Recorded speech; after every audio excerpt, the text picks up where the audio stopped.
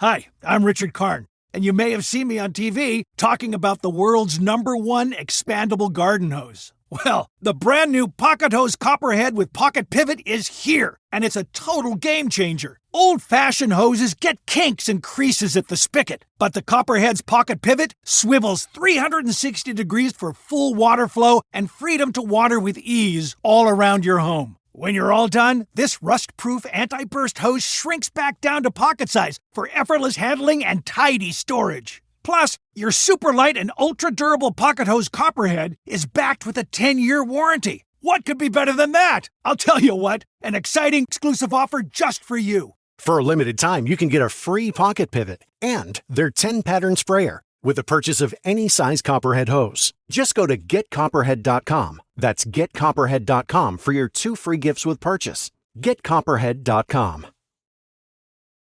I've got good news and bad news. Here's the bad news. Most protein bars are packed with sugar and unpronounceable ingredients. The good news? There's a better option. I'm Will, and I created IQ Bar plant protein bars to empower doers like you with clean, delicious, low-sugar brain and body fuel. IQ bars are packed with 12 grams of protein, brain nutrients like magnesium and lion's mane, and 0 weird stuff. And right now, you can get 20% off all IQ Bar products, plus free shipping. Try our delicious IQ Bar sampler pack with 7 plant protein bars, 4 hydration mixes, and 4 enhanced coffee sticks. Clean ingredients, amazing taste, and you'll love how you feel. Refuel smarter, hydrate harder, caffeinate larger with IQ Bar. Go to eatiqbar.com and enter code BAR20 to get 20% off all IQ Bar products plus free shipping. Again, go to eatiqbar.com and enter code BAR20.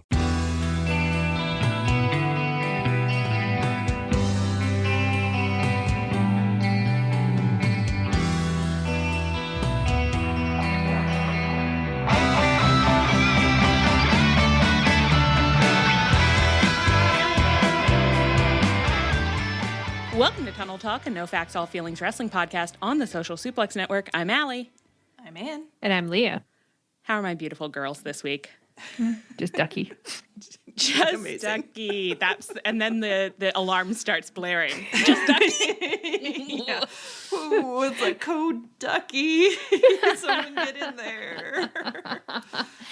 No, I did have something good happen today, which is that I came home from work and there was a box on my doorstep and I went and opened it, a box, and then I freaked the hell out because months ago, Anne had discussed that she was making a blanket for her nephew, and I was like, I'm so jealous. It's beautiful. I wish I could make something like that for Henry. And in the course of the conversation, we came up with a plan that she was going to make me one with the leftovers, and then I'm going to give it to Brendan and Julia and tell them that I made it. Yes. And see if they believe me, which they won't, but it'll be fun to do. So it came today. It's gorgeous. It's even better than the pictures like that Anne had posted of the first one. It's really, really beautiful. I'm really excited about it. Okay, it's fucked up for you to raise this in a moment where you don't have it and can't show it to me. I know the listeners can't see you, but I want to see it. I can go grab it. I'll be right back. Yeah, okay. Get out of here, Leah. Go get that blanket. I want to see it. It was so fun. She was so nice to let me do it because I got very obsessed with this pattern. I was like, what other things can I knit? I made my brother and sister-in-law 2 different sizes of it, and now I'm working on an adult-sized baby blanket. That's an adult-sized baby blanket. That's what they call it, a throw. You must have described it on the podcast, but for those who, if you didn't, or for those who don't remember, Anne did choose the most beautiful array of rainbow colors. We just couldn't believe what a good job she did. Okay, show.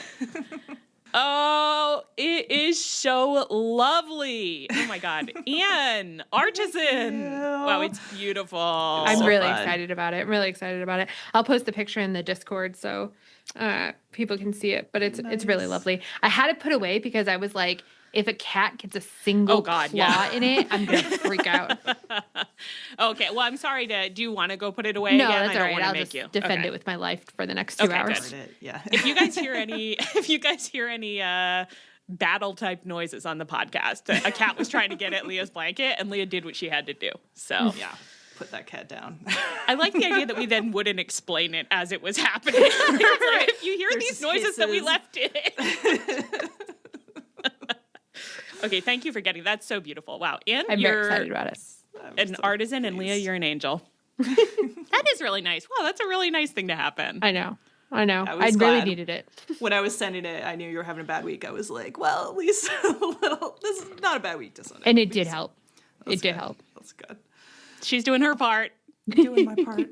And did anything good happen to you today? I was just telling you how annoying work was, but actually, not to steal from the medical Patreon, but I have been feeling physically really great this week. Like I started a new medication like in February, but you like titrate up, and I started the new dose like I think last Friday, like almost a week ago, and I have been feeling like so energetic and good all week. It's like, and it's like the weather's better, but I don't usually keep wanting to like do stuff all the time in the spring. Yeah. Ian. That's awesome. I'm feeling I love that. encouraged. I was like, and it titrates up farther than this. So it's like, what if it's even better next time? Oh my God. So, You could get almost too well. What if I feel normal? That would be incredible. Like the energy levels of a normal person? That'd be crazy. I'm worried about what you could achieve. You know what I mean? Like, I know. I'm just like, you achieve a lot anyway. So I wouldn't go that far. I just saw the blanket, Anne. You can't deny it. It's really something you can do from your couch, which is really the sweet spot of this. A lot can be achieved from the couch. There's nothing wrong with that. True. Thank you. Wow. I like this. I'm being hyped up. That's great. You deserve it. Wow, I love that. That's really exciting. I know. It's like, who knew? Yeah, I almost didn't ask my doctor about it, but sometimes things pay off occasionally.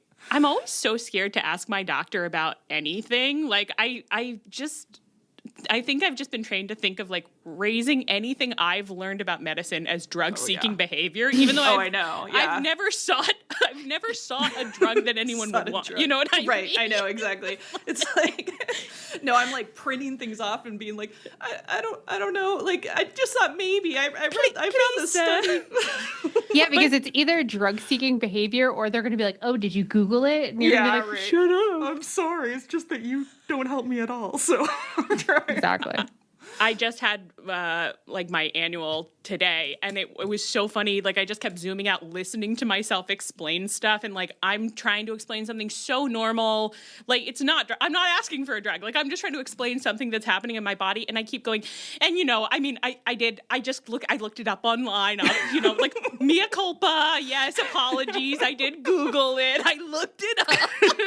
Yeah, and my doctor sorry to annoy you. My doctor is like a really nice, helpful woman who, is like almost too helpful in some ways. She was doing exam stuff where it's like every other second she was like, and I'm going to touch you. I was like, blanket permission, please just touch. Right. I can't keep saying like, yes, touch me, just touch me already.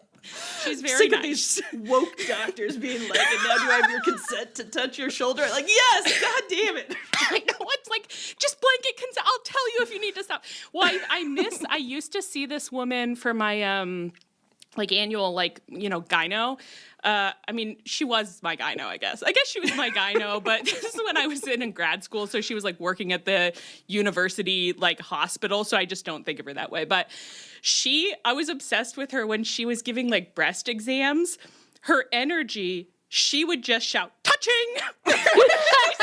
And then she would give these breast exams that you were like, I am bread dough right now. Like, you are so energetic. Everything she did was so energetic. So it's just an energetic woman who I was constantly, like, she would just be saying, I can't even get into it, but she's just going, touching, touching, touching. Her name was Marcia, and I was obsessed with her. That's incredible. So I was kind of missing it today. I was like, just be more like Marcia. Just yell, touching! I think it charmed me because she would say stuff that made it clear that a lot of the people that she saw were undergrads. And the idea of Marcia doing this routine on some undergrad, like getting like their first like adult gyno exam was just like, Marcia, that's crazy. Touching! I loved her. Just like so vigorous. It's like vaguely German almost. Yeah, just like I'm very like brisk. Absolutely. It's like I think this is a German health spa. Like that's my impression of what's going on there. Yeah. Oh, That's I miss her. incredible. I love I miss her every day. I wish every doctor did that. Boy. I know. It just felt like it was like, this is both ethical and like approachable. It doesn't upset me. I mean, not that I wasn't upset by my doctor ethically asking if she could touch me, but I just was like, you can't keep making me answer. This is so annoying. Like, just give me kind of more of a ringing alert sound kind of thing. I know. It's like, give me like a buzzer. I'll press the buzzer if I don't like what's happening. I don't remember why I started explaining this. Oh, just that she's a nice woman. So there was no reason. Like, she was totally fine about everything I was saying, but it's just, you get in a doctor's office as a woman, I will say, and it's just, you just immediately feel like, I have to make myself so small and apologetic if I want to get something out of this. Right, exactly. Just be like, I'm so sorry to trouble you, but I have been having a stabbing pain all over my side, you know. Me? I'm just a little idiot, and all I want is to feel a little bit better. Please help, please. That's good. Okay, good. So we're all health-wise, everyone's doing well. Some of us have been touched. Any other reportage before we discuss professional wrestling? A lot of touching in there too. Do you want to? Wish I hadn't said a lot of what I've said just now. Did a good thing happen to you today, Allie? Are we doing Thorns and Blossoms? Oh, we're doing Buds, Thorns, and Blossoms. After I went to 2 doctor's appointments, really annoying. After I went to my doctor's appointments, I did take the day off, so I guess that's technically a good thing, even though I was doing chores all day.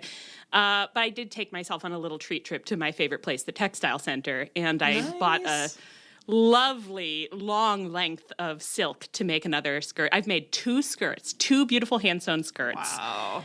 And I think I'm going to make a 3rd silk skirt. And they're cartridge pleated, and they're bespoke. By me, for me, by me, for me. So that's amazing. That's nice. I'm about to get big into sewing. I did my first sewing project this past weekend, and I'm ready to. I'm going to do a skirt this week. I'm going to the fabric are store you tomorrow? Oh, yeah. What kind are you going to make? Just like the most basic, like A-line, elastic waist, pocket skirt. Yeah, nothing. It's really rewarding and fun. Yeah, feels good. Feels good to make things with your hands. Bespoke. Art by artisans. By me, for me. The best kind of thing to make. It does really feel, I made little like I saw someone on like Instagram or something be like, instead of having like a tag, that one type of tag that I make for all my handmade items, I make a tag that has like, I embroider the month and year that I made it on, so that I have like this record of all the things that I made. And I was like, I love that. So I did that for my 2 skirts. Awesome. I love that. That's so fun. And it really does make you feel like, oh, I want to keep making things, because I want to be able to look and see like, oh, this is how I progressed as a maker. Yeah. So fun. Yeah. Okay, so that's been craft talk with the girls. Craft talk, medical talk, you know. I know we gave a bunch of medical information away for free. Wow, I know, bleep all of that. Bleep all of that. Don't tell them that stuff. It's kind of a teaser for the medical Patreon. It's like you get the first 20 minutes of your bonus episode for free, but gotta pay for the rest of it. You wouldn't believe the other stuff Marcia said. Actually, she did say a lot of really funny. It turns out that when a doctor mostly sees undergrads, they do have a lot of funny things to say, especially if they have kind of an acerbic personality in the first place, and their vibe at you is like, you're the first adult I've seen all day. Yeah, and I'm going to be violating confidentiality. No, she did not violate confidentiality, but just in broad strokes. It was kind of like, I'm always hearing this kind of thing. Okay, Marcia. Yeah. You can't violate a group's confidentiality. So. No. That's just scientific reporting, I'm pretty sure. Yeah, that's just called data. Yeah. That's just called data. Okay, you want to talk wrestling? Yeah. Sure. That's good, because we have to. We have no choice. Anthony Bowens fought Jon Moxley on Collision, ostensibly for the purpose of impressing Hook, I believe. He said, which is all what we all do about everything. Yeah, that's why we show up every day. Do it for Hook. Only I could impress Hook, we say to ourselves. I don't know. It probably couldn't hurt my motivation, I guess. Like I would laugh. If I woke up every day and I thought, oh, I don't want to get out of bed, and then I thought, you know what, Allie? Do it for Hook. I would laugh and I would get up. I know, I'm to the point where I might start thinking that every morning if I remember. Yeah. It's like, what would Hook think if you didn't get up today? I don't want to do the dishwasher, but I got to do it for Hook. He'll be so impressed. Yeah. Honestly, I would love it if this worked. I would love to come back a year from now and be like, oh yeah, we kind of unironically just say do it for Hook. Well, Anthony Bowens was doing it for Hook. He said, Hook wants to see that I'm a killer, so I got to get out there and I got to show him that I'm a killer. And I said, I have not seen Hook in months. I don't know what he wants anymore. But he did unfortunately lose the match. Afterwards, Will Ospreay ran out and he hidden bladed Mox and was trying to murder him. And Mox's Death Riders came out to save him, and they kind of got him out into the audience or something. And Will Ospreay found a mic and he hopped on and he cut a promo in which he said, Mox has been saying, you know, it's not personal. He said it's pretty hard not to take it personally, the things that you've been doing, because I thought this was kind of interesting. It was really not a way that I'd thought about it, but he said, you usually make Claudio do your dirty work, but when you murdered me, you did it yourself. I think that's meaningful. I said, I guess. You know, it's not a no. I just hadn't thought about it that way.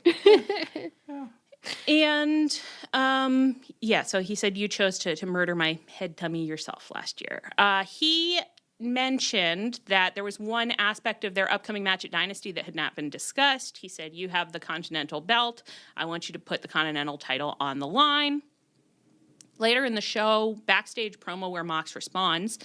And he says that he's like, we're going to do something so personal and intimate, fight each other, hands on each other's bodies, go down that dark alley together from which no man can be sure that he will reemerge. Pretty much verbatim, honestly. Loves to talk about going down a dark alley with a man. So. This guy always down a dark alley.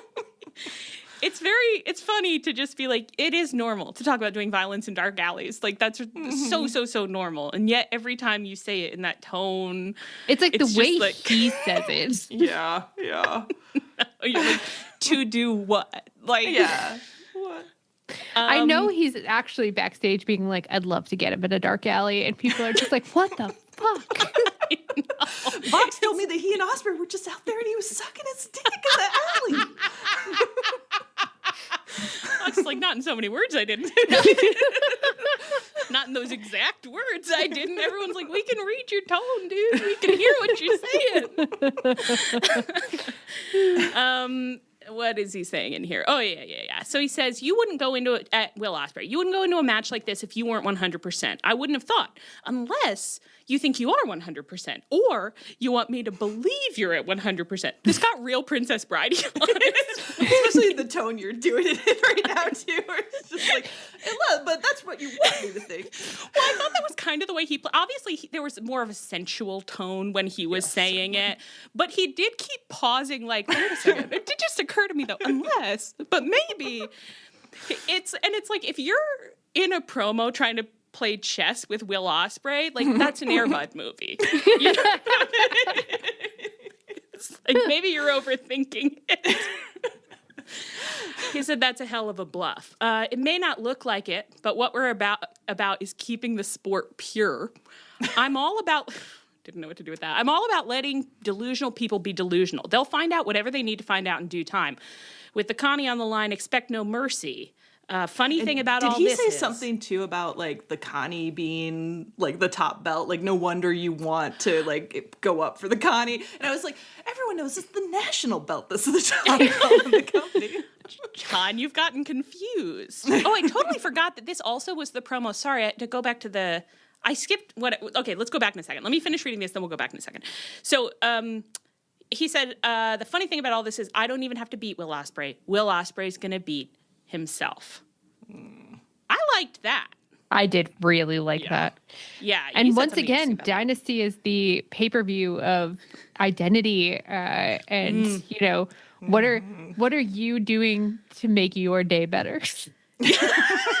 or to make your day worse, which is Or also worse. good. How are you destroying yourself or improving yourself? Gotta be doing something to yourself. I really felt like I was like underlining this line in the promo, and I was like, yes, that's a thesis. That's a thesis statement. Okay, yeah. Will Ospreay's going to beat himself. Okay, we do have to circle back, though. I'm sorry I rushed us past this. Ospreay was up to some stuff in his little promo. I'm going to flag, first of all, the fact that he kept calling Mox John Boy. That was like kind of Laura Ingalls Wilder sensual. Like, we're on the prairie, and I like it. I'm confused about it, but I like it. Those are words that haven't been used together real often, but No, not in this century. John Boy. No. John Boy. Laura Ingalls Wilder sensuality. You don't hear broken out all over the place, but got some Waltons going on there. Yeah. Leah, you did flag something about something else about this promo.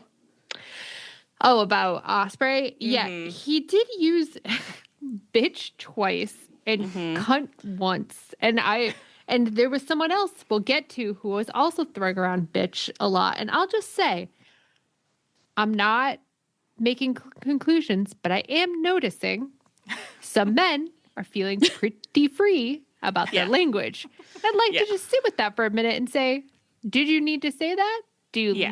Why do you delight in saying that? Yeah. Is there something you could say instead that would be even more effective, actually, or more interesting, more effective? I will say, for example, at this moment in culture, it's not really about culture, but one of the bitches was sloppy bitch. And not only do I not find that useful, I just associate it with the horrible It 2 movie, actually. So, someone calls Pennywise a sloppy bitch, and I wish that weren't in there permanently, but it is. So I'm like, it's a comedy thing. I think it was Bill Hader. Honestly, I'm like, if you're going to use something like that, go Tony Storm and call him a slop tart. You know, like, just make that a thing. Yeah. Just I mean, work a Tony little. already- Little John Boy. Yeah, Tony's already called Mox a slop tart. He'd love to hear it again. I know. If Will Ospreay started saying slop tart, well, it'd be an interesting turn, and I'd be pretty. I mean, that's a great cloud, you know. Yeah. That's a good cloud, yeah. I do agree. It's like, let's just think about it, you know, because I do think, all other considerations aside, often a bitch especially is just like, we didn't want to think about something interesting to say, so we said bitch. Yep. Exactly. And when Nigel's on commentary, like, let's not be adding to it, because he tends to head in a JR direction a certain amount, which I don't enjoy from him. Nigel's like, I heard that they miss JR. Like, no, not in that way. Not in that way. All right. Did we have, I did think Will Ospreay was really doing that Tumblr post, like Dynasty Shilling, where it's like, and Mox on this Sunday at the whatever arena, couldn't think of one, the Baja Blast Arena. Like, I'll be, okay. This week's Dynamite then opened with a parking lot brawl in which Ospreay attacked Mox and the Death Riders, potentially a foolish move for a man who has no friends, because Will Ospreay has no friends, does he? He has no friends unless he has tons of friends who just don't go to this school. They just don't go here, but he has tons of them. He's tons of them. Don't worry about that. It's so funny to think, like, if he's been walking around backstage being like, I have tons of friends that go to a different school, and everyone's like, yeah, right. Like, he doesn't have any. And then he shows up with your friends who live in Canada. Yeah, sure will. But a bunch of friends showed up. And I guess these men are the United Empire from NJPW. Which was confusing. What were Kyle Fletcher and Mark Davis? They were in the United Empire, but that wasn't their tag team name. They had a different. It was Aussie Open. Aussie Open of the United Empire. I remember getting confused about this the first time they showed up, actually. Okay, so this is the faction they used to be in, I believe. Did you know that apparently Andrade is also in United Empire? No, that can't be right. And Ospreay tweeted at him after the show and was like, where were you, bro? That is cute. yeah, that's cute, but now it's even funnier. Like, it's like you had to get your friends from out of town to come defend you when one of the friends from that faction goes here and he won't be your friend. Andrade's like, he's persona non grata around AEW. It'd be social suicide to sit with him. No, that's very, and actually that does feel in character for Andrade. He's like, I showed up, I was going to be his friend, and then it's like, he was a loser. And I'm like really hot right now. I just got divorced. I'm taking photos with all these hot babes. Yeah. I just couldn't. And Alex Windsor also joined this attack on the Death Riders. I think this was the kind of wrestling algebra of there's a woman in the Death Riders, so we have to have a woman because only women can fight women and only men can fight men, which is just math. That's just math. So. What did you guys think of this melee? I hated it, but like I've been like spending all day being like, am I being like unfair about it? And I actually have not in any way come to a conclusion, and I'm kind of tabling it. I had an instant reaction of just being like, who are these people? They're not my friends. They're not the cloud story that I was telling. And I'm like, Ospreay has no responsibility to act out a cloud story you made up in your own head. But I was just sort of like, oh, it's so unsatisfying for Ospreay to be like, I need a friend. Just kidding. I have 50 of them. No problem. But yeah, it's fine. Yeah. It will be fine. But I had a similar reaction that felt like, felt irrational to me. But it was like I turned the show on like a minute late, and then it was just like all these. I like didn't think it was the right show for a second. Except I was like, what else would be on TV? Was just like men brawling backstage, you know. But it was like I don't recognize any of these people. Yeah, like if Will was explicitly doing a friendship storyline where he had to bring in people from outside, that would be kind of fun. But this is just kind of like, oh, like I don't care about these people. And then I also like have a negative reaction to Alex Windsor being with him because I just think it's like such a bad decision for a woman to be like, yeah, and I'm his partner, and so we're gonna be on screen together. It just like doesn't go well. Have they interacted at all at AEW or? She's never acknowledged him. He acknowledged her once, I believe. Yeah. It's a little hard because I'm like, I totally understand why it's happening. Like, I understand why it's happening. You know what I mean? Like, because Marina's there and just because of the way that they run the intergender stuff, like they are like, we have to have a woman there so the woman has someone to do woman fighting with. We can't get into all that, you know. I don't necessarily think that is what needs to be happening, honestly. But I don't mind more women being involved in anything, and it just makes sense. It makes sense. And I think I sound idiotic, but I'm like, I can see why. No, totally. Like, if I'm Alex Windsor, like it would feel like a weird thing to not to turn. It would feel hard to turn down, maybe. Oh yeah. I'm not that I'm saying like it got pitched to it's her. like Maybe she pitched it. I don't know, but like it would feel like, okay, well, I do want to get to fight. I do want to be on the show. I do want to get to do this. So it's not. Yeah. Well, and it's like he needs a woman to fight with. So like, who's he gonna get? You know? And it's like, are you gonna be like, go make friends with, you know, Chris Statlander or something? Like, right. I mean, of course I would love to watch a weeks-long storyline where for some reason Will Ospreay has gotten the directive for $5 go make friends with a woman and isn't doing a good job at it. Obviously, just like walking up to women and being like, will you be my friend?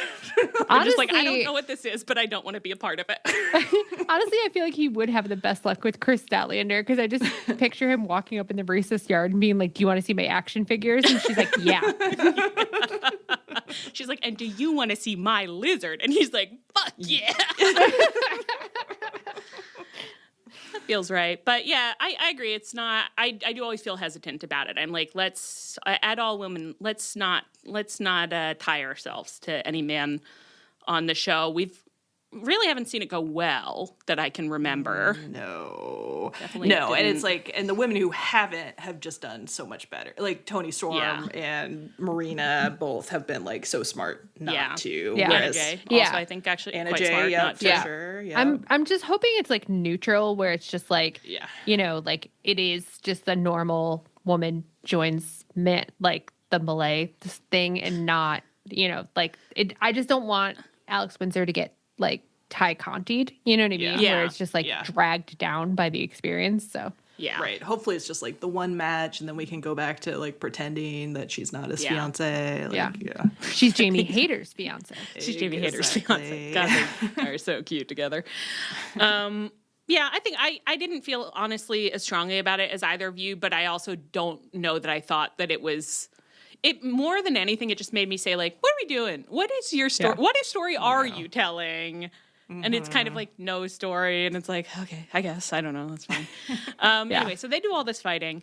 Ospreay hops on the mic and he challenges the Death Riders to an 8-man tag. He's like, you said to bring friends. Well, I brought friends. I actually have tons of friends. I brought my friends. And we're going to fight you in the main event of this Dynamite, this very Dynamite. They're setting a lot of main events the day of these. They are, this past month. Interesting. Oh, good, Allie. That main event occurred in due course. And with help from all his friends he's always had, Ospreay managed to pin Mox for the win. And then that wasn't enough for him because he's really, really mad. So then he was trying to murder Mox some more, like fully to completion. And Claudio had to get in there and be like, don't murder him. He had to save him. And I think we've seen him in the past few weeks, but we didn't comment on it. But he is not wearing his luchador mask full time, which is a little disappointing. Not because I dislike his face, but I just liked the idea of it. Yeah. Too bad. Always missing joke opportunities.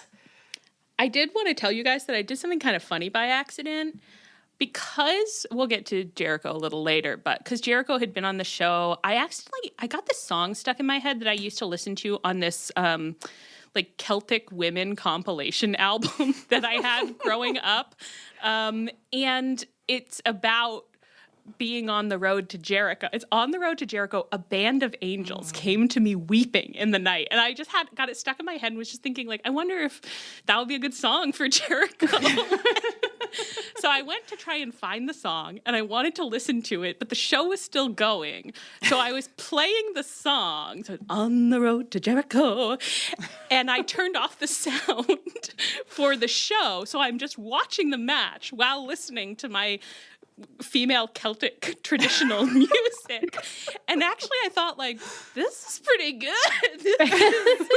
I like this a little more. That commentary, unfortunately, is often where a lot of the, the fun, the jokes, the jests, the amusement come from. But I liked the experience of listening to my music while watching the men do their moves. I like the contrast of the specific music you were listening to with the man-on-man violence. So, yes. Yeah. Although the Celtic women's music might be why in our time loop Tony Khan immediately clocks that we'd want to go to a feminist bookstore. Yeah, it's a bit of a giveaway for the type of girl he's dealing with. So anyway, I just recommend, it's like, play around with your wrestling, guys. Like, you can make these little homebrew changes and you might like what you come up with. I thought maybe I'll try this again. What I thought I might do, actually, is sometimes I like to listen to the Master and Commander instrumental soundtrack. I thought maybe I'll put that over the wrestling and see how that plays in Peoria. That sounds extremely fun, yeah. Could be really good. So anyway, that was fun. Especially when Kyle O'Reilly is on screen or any of our other seafarers. Oh, our seafarers. Oh, there should be a seafaring fact. I'm like, who else have we called a seafarer, honestly? But I don't know if we have, actually, but there should be a seafaring faction. It'd be a fun faction. You know that picture? God, I'm not going to be able to remember his name. It has to do with the Shackleton expedition. There's a picture of someone in this enormous fur coat. He's the biggest man alive, and he's in this enormous fur coat.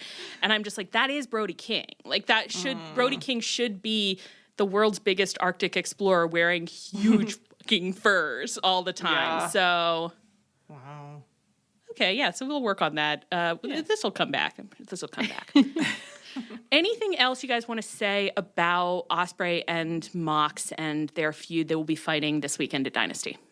I haven't hated it. I mean, like, I know I had a weird, like, semi-irrational reaction to the United Empire guys. But, like, honestly, I think it's been a pretty good feud. And I think they've been having fun. So good for them. Yeah. I'm excited to see the match. And I feel like Mox has been doing like pretty good character work, and Ospreay has been acting real mad, you know, but that's... Yeah. It's not totally clear to me if Ospreay is trying to set any... I think the answer is no. I don't know. I think Andy probably knows. Like, you're like, as I'm saying it, maybe it is becoming clear. Crazy, Allie. I think on some level, I just expect I'm like, well, this is your first feud back. Like, what are you trying to set up for, like, who you are, who you want to be? And I guess I'm just like, get out. Like, so, you know, whatever. He's not trying to do anything, and he's not really doing anything, but he's not doing anything really bad. And Mox is doing great work, and Mox is getting off like 10 one-liners a night. So, yeah, you know, kind of evens out. No problem. Yeah. All right. Who do you think is winning this weekend? Can't believe I'm asking. Sick. This is going to come out the day of Dynasty, so people are going to laugh at our predictions. I'm going to guess that Mox is going to win, but then there's going to be a rematch. Oh, okay. Mox has been really into rematches recently, so, but actually he wins most of those too. So he's really into winning, so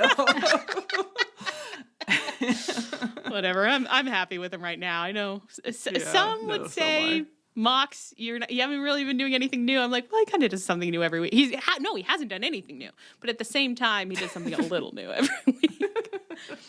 Okay, on Dynamite, we got an official medical update on Kenny Omega from Doc Samson, who told Lexy Nair that Kenny is actually completely healthy. He said Kenny is fine. I found every part of this promo hysterically funny. Yeah. The fact that Doc Samson's tone of voice was kind of like, I am sick and tired of seeing tweets about how if Kenny's tummy hurts, why is he wrestling? His tummy's fine. I actually checked him out. He's actually completely fine. Stop saying he shouldn't be wrestling. He's actually fine. I actually did my job, which I have to go back and do, Lexy, because actually Darby just wrestled, and so now he's in pieces in sick bay, and I'm going to go do my job, Lexy, okay? So stop bothering me with this stupid shit. Goodbye. Fuck off, everyone. No, you're right. It was incredibly funny. And it's also incredibly funny to think that Kenny is just like going to sickbay a lot, being like, I have the black lung pop. And Doc Samson is like, you have been cleared. You have been cleared. You are fine. I promise you, we've looked at your guts. We've checked everything. We've done all the tests. You are a well man. And Kenny like, tummy hurt though. Tummy hurt. Kenny, I've diagnosed you with tummy don't hurt. Come on, pull it together. Max is just trying to get in your head, and I don't care for it.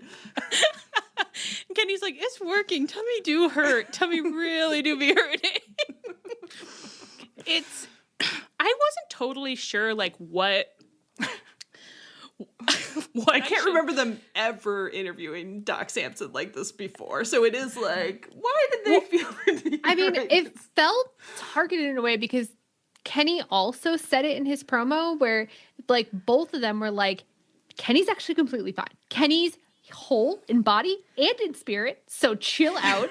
So it just feels like both they got head up at people making fun of the tummy hurts storyline.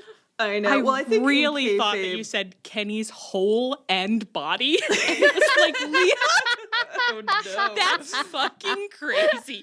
You can't believe that. You cannot say that on our podcast. Doc Samson getting on the mic to be like, his hole's fine. It's actually fine. I checked it myself. I check it every day, and it's looking great. Touching!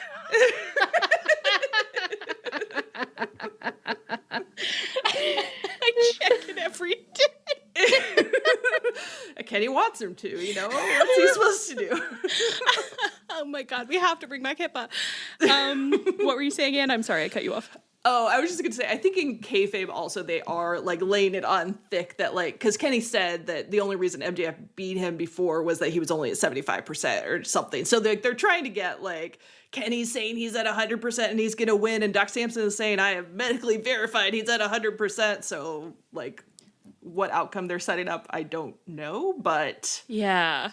But it was funny to try to drag out the doctor to be like... Yeah, I guess I'll be fine.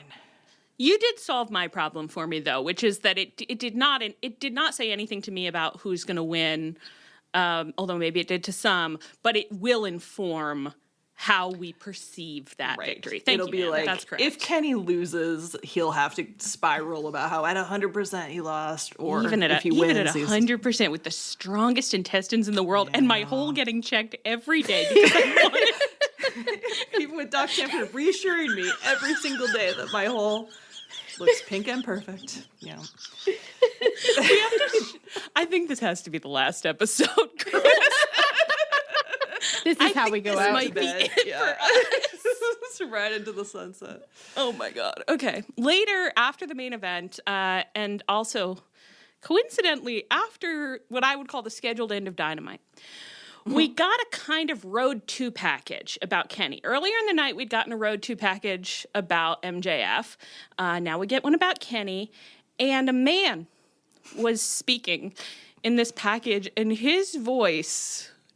The MJF one and the Kenny one were two different voiceover men, and they were both banana. Like, they both sound insane, and I don't know if it's because wrestling is pretty silly and they're doing, like, a deep voice in a world where, like, but I don't know. Something I never used to notice the voiceovers is all I will say. Like, I would say in our first 4 years of, at least, of watching wrestling, I never felt like there was anything noteworthy about any of the voiceover action. It's just like, that's a voiceover and it works totally fine. In the past year, it feels like every time I see a package, I'm like, who the fuck did that and why did they do it that way? It's like, was that supposed to be a comedy narration? Because I don't think it was, but... Someone's going to come in here and be like, that was actually the famous wrestler Evenge. And it was a real privilege that he was willing to do that for Kenny. And you girls don't understand wrestling history. To which I say, amen. You know I don't. All right. Well, so we got this package. And this man, whoever he was, took us through the story of Kenny's life, Kenny's wrestling life, his time at NJPW, his Bullet Club glory days. Didn't mention who had made his career, which is a little rude. His critical role in the creation of AEW, and then, of course, the ups and downs he's had tummy-wise over the years. God, high highs and low lows tummy-wise over the years. But he's come out of that dark period. He's at 100%, and he's returned, and he's in the best shape of his career, and he wants that title. End package. End show. Surely I was reaching show. for the remote. It was 3 minutes past 10. Our friend Nicole did turn the show off. I thought, I will say just from a practical standpoint, I thought this was a badly timed and maybe could never have been well timed because of the way that Tony has trained us to be like, the show can end whenever I decide that it will end. But because they have in the past aired shows where it's the normal show and then it goes into some kind of like additional half-hour Road 2 that's an extra show that you know they're also going to show before the pay-per-view. I did think, like, the show's over, I shouldn't even still be watching. It was very startling to come out of the package and be like, we are still in the show, and actually this show is about to run for another 20 to 25 minutes. I found that disorienting. I don't think it was good just from the perspective of not confusing anybody. Yeah. I think you should not run a video package after the close of the show if you want people to to not think it's to know the that show. The show is still on. Yes. Yeah.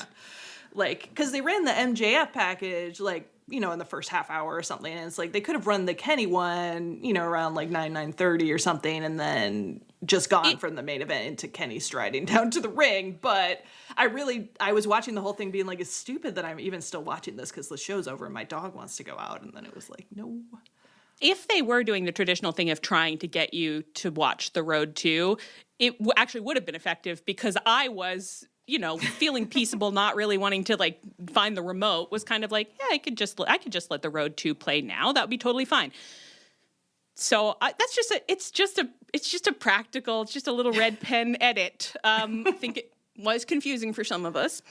But Kenny does come out for a live promo, and he comes out dressed in a suit, And we're not the only people talking about it because the AEW.com recap said he was dressed a bit more businesslike than normal in a full suit, which made me be like, a listener. Surely a listener. Just kidding.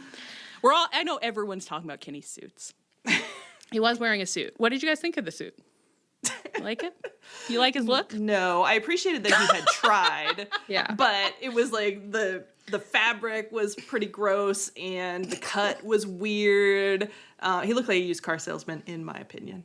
Yeah. But I appreciated the effort he put in, that he combed his hair and yeah, he gets points on the board for putting on a shirt, to be honest. Yeah, honestly, yeah. I think just a seeing shirt him and a coat. I mean, wow. Yeah. That's a lot of many fabric. layers. Well, he needs that padding for his tummy to protect his tummy, actually. Allie, he was actually cleared. Allie? Doc Samson actually pops cleared him, into the Allie. Zoom. His stomach's at 100%, but also he can only wear no shirt or lots of shirts. Like, there's just the tummy situation is such that kind of a normal amount of shirt is not. MJF could use that. MJF took that information away. If we just get him in one T-shirt, that's his Achilles heel. Then he's going down. He's going down swinging. Okay, so he comes out. He cuts a promo. I thought we could just collectively kind of recap what we thought he was doing in this promo. Did he say anything that interested you or caught your attention? Well, I'll say that my instant reaction while it was happening, like the last pay-per-view, was blinding rage. Yeah. I was like, I have to go to bed. It is very late. I was not expecting this to be happening. It's going on for so long. I'm so angry. And again, it's like, just turn off the TV. Just turn it off. But again, I watched it this afternoon. It was pretty good.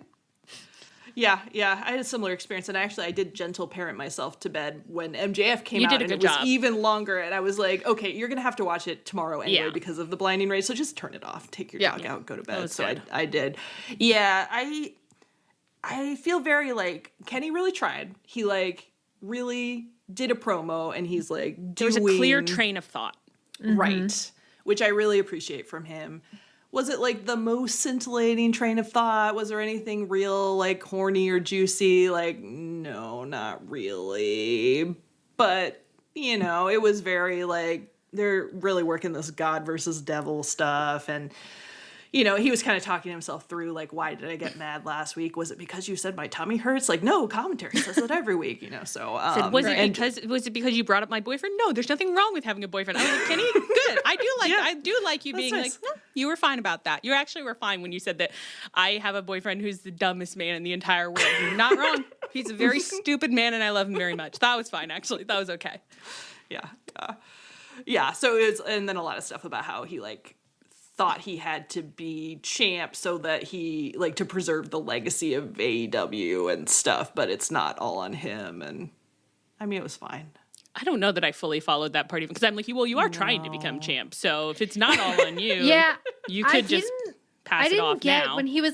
Did we ever understand why he did get mad? Like, he was like, here are all the reasons I didn't get mad. But then I actually didn't really get to why he did. And again, he was like, I realize it's not my responsibility to lead this company, but I have to make sure the company succeeds. And I was like, what? Yeah, I got a little lost in it. It's like he was kind of clearly trying to have a coherent train of thought, but I didn't fully follow it. That could be kind of a funny, like, type A personality note. Like, I feel like that is something, like, there are some types of people, I wouldn't have said Kenny in kayfabe, but maybe Kenny outside of kayfabe, who are like, and you know what? I realized I didn't have to solve every problem and that it actually wasn't my circus and they weren't my monkeys. And then you're looking at them and you're just like, but I see you actively at the circus right now. Like, you're saying this from inside, like, the monkey cages at the circus. And they're just like, no, I've actually decided, like, it's not my job to fix this anymore. It's like, you're feeding monkeys right now. Like, I'm hands off, actually. No, you're not touching. It's like you're literally leading a meeting right now when you're the project manager and you're telling us what the project needs to happen. So, and I realized I have to leave this in your hands. It's like you delegated every task to yourself. You haven't delegated right. All single the follow-ups. Look in the notes. All of the deliverables are under you. They're just like jump scare. We're on a sauna or whatever. Fucking. Yeah. So I don't know that fully made sense, but potentially that could be a rich character note. In another in another world. I think all I got was that he was like, I realized that I got mad because like I remembered what I think this place is for, and I remembered how you aren't that at all. Like I remembered that the whole point is that you're supposed to really wrestle good here, and that means everything to me. And you don't even wrestle good. Yep. I gotta save this company from it. No more talking. I hate it. So that was all I got. MJF did come out to respond, and Anne went to bed, which is really good work, Anne. And Leah and I stayed there sleepily watching, and that was good of us too. You know, maybe we should have gone to bed, but we stayed. And MJF said, I said I would put the recap below. I didn't put it there. So honestly don't remember what he said. It's just like more, he did his catchphrase. Like he was just like, blah, blah, blah, get on the level of the devil. You're never going to have the belt again. Get out of the way, old man. Time to die.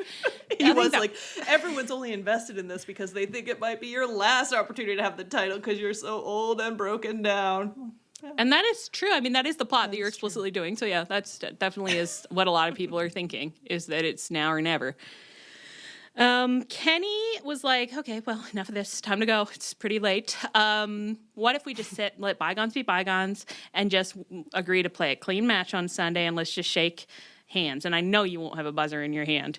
And Kenny and MJF started to walk away. And then he turned back around to attack Kenny and catch him off guard. But Kenny was not caught off guard.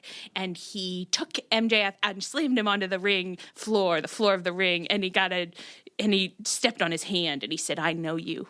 You thought you could get one past me. I know you. I've studied you. I saw this coming miles away. At the pay-per-view, it's not going to be the way it has been up till now. And he reaches down and he plucks the dynamite diamond ring that MJF was attempting to deploy off of his hand. Great. And then Kenny does something that made me think, oh, what is this meaningful? He puts the dynamite diamond ring on his own little pinky finger. And then he goodnight nursed us. I don't know if it's meaningful. I don't assume anything is meaningful, but it's like, it's an evil ring and you put it on your own finger? I don't know. I wasn't born yet. I didn't just fall off the back of a turnip trap. I've never been on a turnip trap. Evil. Yes, Anne?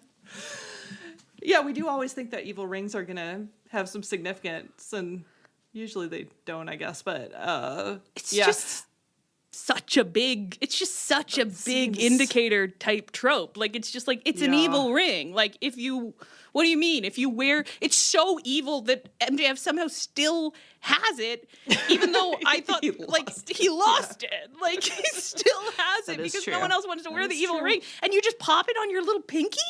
To do your catchphrase? I know.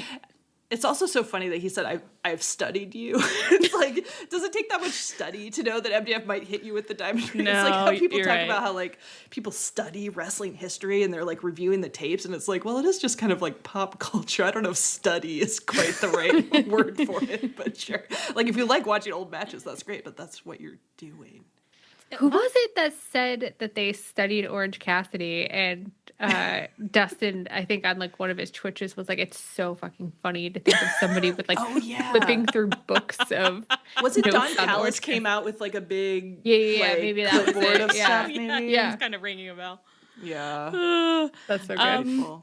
In fairness to Kenny, I agree you don't have to study MJF to know he's going to try to hit you with the ring. Nobody ever seems to see it coming. No one has ever once seen it coming. Within the wrestling world, it is pretty unpredictable, and it takes a lot of study to get there. So, and that's the power that the ring exerts, is that when you're not looking at it, you forget. You forget the possibility of it.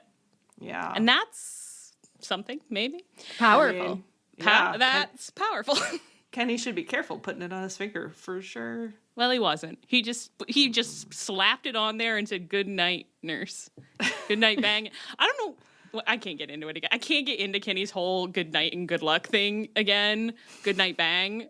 So don't, Allie. So just move on. You're right. I will. It's easy for me. Before we move on, I have just one more thing I want to say. Yeah. In the ring, Kenny was like talking about all the nice things people have ever said about him. And he's just like, yeah, and I tell good stories with my body. And I'm sort of like, listen, I'm not like kayfabe police, but I do feel like you shouldn't say that in the ring. Maybe I wouldn't have minded so much backstage. I'm like, do you have any respect for the sport that we're all pretending to care about? It was a lesser demon came into you at that point because I didn't even clock it really. And you immediately were like, killing the business, Kenny? For shame. You do, Kenny. You do tell good stories with your body. And, well, did I ask who we thought? Oh, expectations and desires for the Dynasty match and outcome. I have no idea who's going to win. I know that my life would be improved if MJF was not champ until Wembley. Yeah. So I would love the belt to change hands between now and then, but I have no sense of what it's hard for me to figure out what Kenny wants me to think about the promos. And so therefore I'm having a hard time of what I'm supposed to think about the feud. So I really have no idea, but I would love it if Kenny won. I think that would be better for all of us. Yeah, for sure. It definitely feels like plausible that he could. Like, I don't really have a prediction either. It is also just a little, like, when you said you're not quite sure what Kenny wants me to think, it's like, yeah, it's like not a situation like with Ospreay and Hangman where it was like, oh, everything they were signaling on screen was like Hangman's gonna win. Whereas with Kenny, it's like, I mean, he's technically the babyface, but it's like a lot of the things he's saying aren't like the most like root forable things. Mm-hmm. It's like everyone says I'm the god of pro wrestling and I am super good, so I'm gonna beat you. It's just like, well, yeah, I mean, I guess. And like, you know, protecting AEW and the legacy and whatever, it's like, yeah, sure. But it's also just like Kenny tells good stories with his body and less so with his mouth. I would love to hear a few more promos from Kenny, honestly, that are just like, he's coming out, he's just like, life, what is life? Bread, what is bread? I bake bread. I'm just like, if Kenny, a little more just like, what am I doing? What am I here for? Who am I? You know, I don't think that's what many want to see from him, honestly. What was I going to say? I do keep getting confused, too, because Ospreay is the face in his current feud, but his cloud is so indistinguishable right now. It's kind of a dense fog of a cloud that I keep being like, oh, I think you're being a little extreme. Like, you're kind of, for me, you could be tiptoeing into the heel zone, which I don't think is what he thinks is going on. But then I'm just like I doubt that he will be a heel going into Wembley. So it's kind of like, what storyline are we going to do? And then but then if Kenny has a One Ring on, he could become evil. And I don't think I'm putting a thought together. I don't know.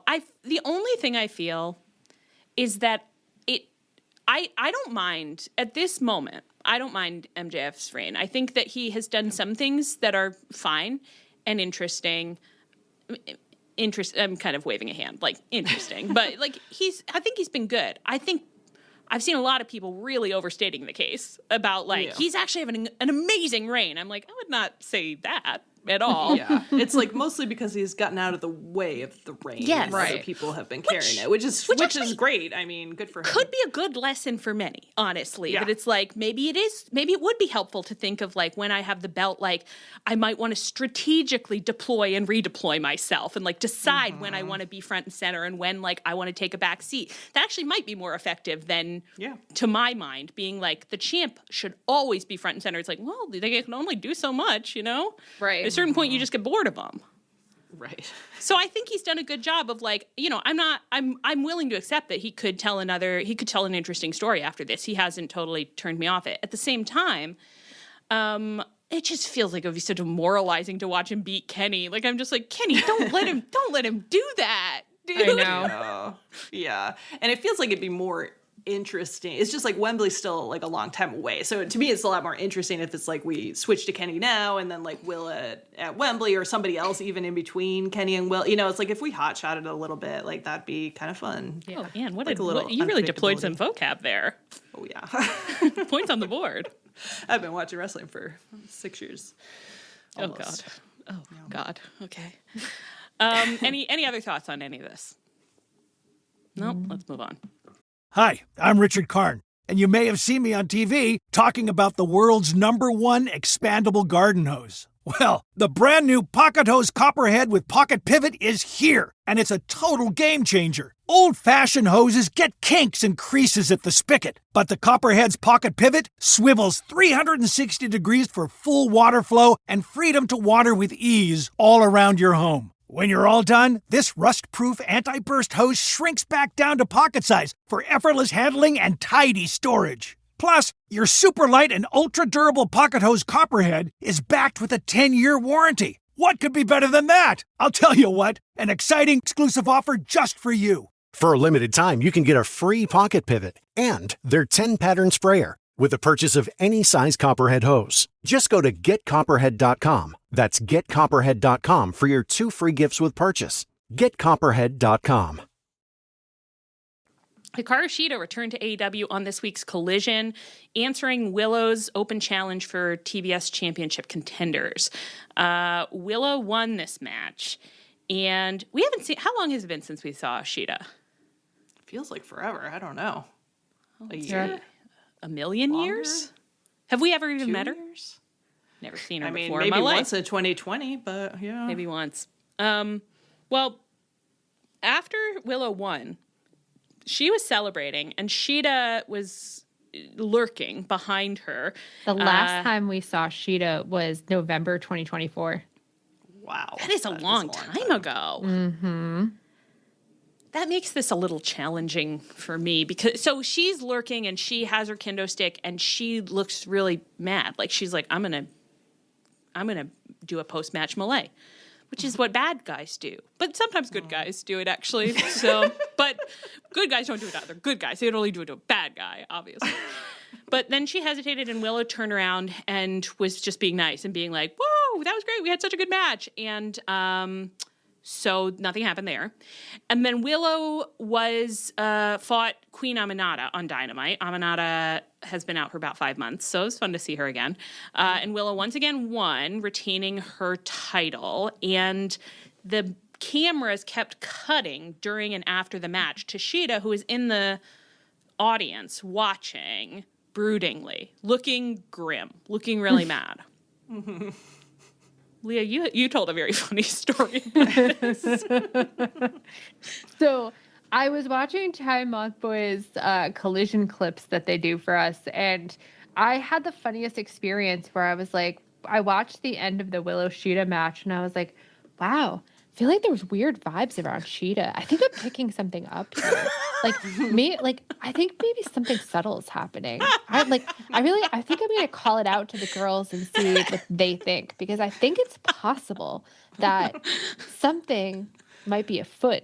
And then I rewatched Dynamite because I was so out of it. And like on commentary, they were very blatantly being like, Shida's probably going evil.